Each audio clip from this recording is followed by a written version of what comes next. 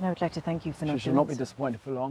নেটফ্লিক্সের জনপ্রিয় series ব্রিজারটনে Lord Anthony ব্রিজারটনের চরিত্রে অভিনয় করে ব্যাপক প্রশংসা কুড়ান ব্রিটিশ অভিনেতা জনাথন বেইলি।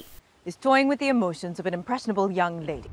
এই তারকার উইকেন্ডে প্রিন্স ফেয়ারো এবং জুরাসিক ওয়ার্ল্ড রিবার্থে ডক্টর হেনরি লুমিস চরিত্রে অভিনয় সমালোচকদের প্রশংসা কুড়িয়েছে। 2023 সালে টাইম ম্যাগাজিন তাদের টাইম 100 নেক্সট লিস্টে অন্তর্ভুক্ত করে 37 বছর বয়সী এই অভিনেতাকে, যাকে বলা হয় বিশ্বের সবচেয়ে প্রভাবশালী উদীয়মান শিল্পী ও নেতাদের তালিকা। এবারে জনাথন বেইলির সাফল্যের খাতে যুক্ত হলো নতুন অধ্যায়।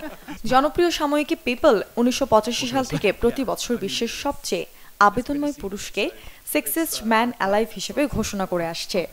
এবার 40তম বর্ষে সেই মর্যাদাপূর্ণ খেতাব পেলেন ব্রিজারটন খ্যাত এই সাহসী অভিনেতা।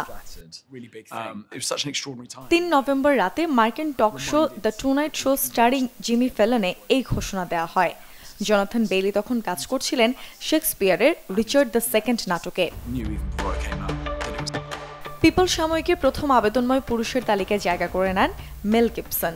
গেল বছর এই খেতাব পেয়েছিলেন জন ক্রাসিনস্কি।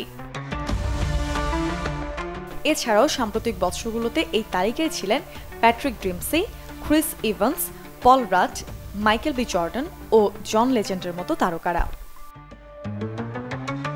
2008 সালে বলিউডের অক্ষয় কুমারও পিপল ম্যাগাজিনে সেক্সিস্ট ম্যান অ্যালাইভ খেতাবে ভূষিত হয়েছিলেন।